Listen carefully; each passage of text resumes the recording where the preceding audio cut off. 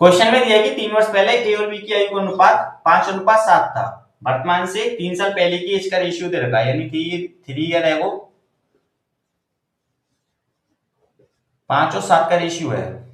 ये वर्तमान से 3 साल पहले का है। आगे हमसे कहा है अब से 13 वर्ष बाद उनकी आयु का अनुपात 9:11 होगा, यानी वर्तमान से 13 साल बाद 13 ईयर लेटर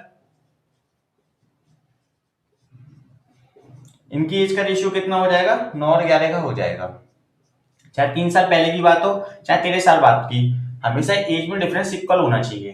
तो देखिए पहले इनकी एज में डिफरेंस देख लेते हैं। 3 साल पहले कितने का था, 5 और 7 है, दोनों में एज का डिफरेंस कितने का था, 2 का। 13 साल बाद भी कितने का डिफरेंस है, 2 का। तो हम डिफरेंस को चेंज नहीं करेंगे। अब इनके टाइम में अंतर देखते हैं यूनिट में। देखिए बी की एज कितनी है, 7 है, और 13 साल बाद कितनी है, 11 है। दोनों में अंतर कितने का है टाइम में, 4 यूनिट का। और ए में भी कितने का आ रहा है, 5 और 9, यानी कि 4 यूनिट का डिफरेंस है। अब समय में अंतर देखेंगे कितना आ रहा है। देखिए वर्तमान से 3 साल पहले, यानी वर्तमान पे आएंगे 3 साल जो हो गए, और वर्तमान से यहाँ पे जाएंगे 13 साल जो हो गए। तीनों 13, यानी कि टोटल डिफरेंस कितने को आएगा, 16 साल का। तो यहाँ से 1 यूनिट की वैल्यू निकाल लेते हैं। तो 1 यूनिट की वैल्यू निकालेंगे, 4 का डिवाइड दे दीजिए, कितनी रहेगी, 4 साल। क्वेश्चन को आगे रीड करते हैं। हमसे कहा है यदि सी की वर्तमान आयु बी की वर्तमान आयु से 11 वर्ष कम है तो सी की वर्तमान आयु क्या है।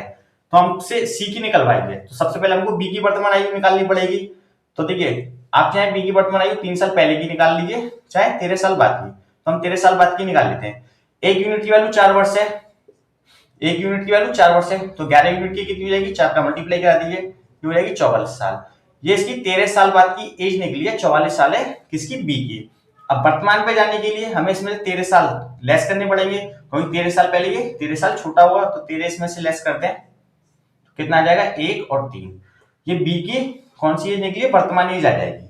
आगे हमसे कहा है तो जो सी है वो इससे 11 वर्ष छोटा है, किससे, बी से। इससे 11 वर्ष छोटा है, यानी कि सी की एज कितनी हो जाएगी, 31 में से 11 साल को लेस कर दीजिए, 20 साल। यानी कि जो सी है उसकी वर्तमान एज कितनी हो जाएगी, 20 साल। ये हो जाएगा आपके इस प्रश्न का उत्तर।